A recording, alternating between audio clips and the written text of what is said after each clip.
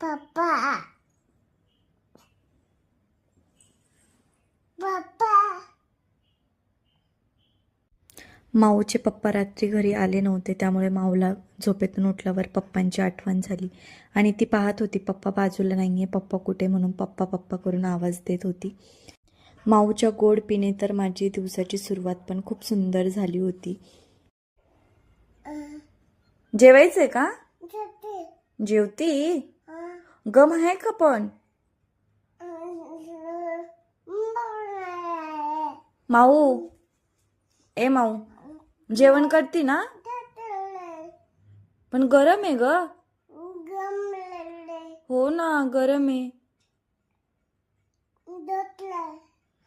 फुंक बरं, फुंकून खा. छान आहे. छान आहे का मला सांग. जेवतीये? बरं ठीक आहे, जेवण करू आपण. हा हा हा.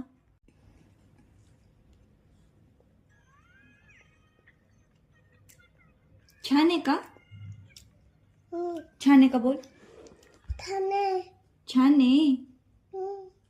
माऊला सकाळीच भूक लागली होती, मग काय मॅडमनी ऑर्डर सोडली, मम्मा.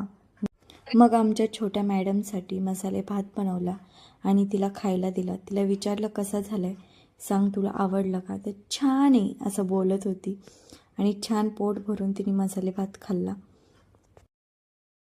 घरातलं काम बघितलं तर खूप टेन्शन येतं, म्हणून पटकन बेडरूम आवरून घेतली. हॉलमध्ये पण पसारा पडला होता, म्हटलं हॉल पण आवरून घेते. किचन काय नंतर आवरता येईल, कारण स्वयंपाक वगैरे सगळंच करायचं राहिलं होतं.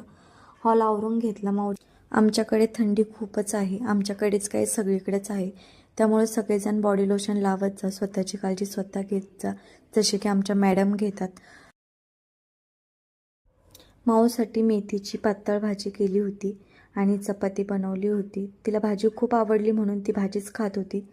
नंतर भाजी आणि चपाती तिला मिक्स करून दिली. नंतर तिला पोटभर खाऊ घातलं.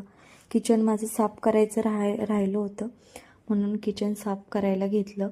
किचन साफ करून बसलेच होते तर माऊचे पप्पा आले. पप्पा आल्या माऊनी लगेच माझ्या झाड्या लावायला चालू केल्या. मम्मा मला मारते वगैरे सगळं पप्पांना सांगत होती. तिचे पप्पा बोलत होते तिला मार तू, तर ती माझ्याकडे आली होती मला मारायला. नंतर तिला मी ओरडले म्हणून ती गप्प बसली.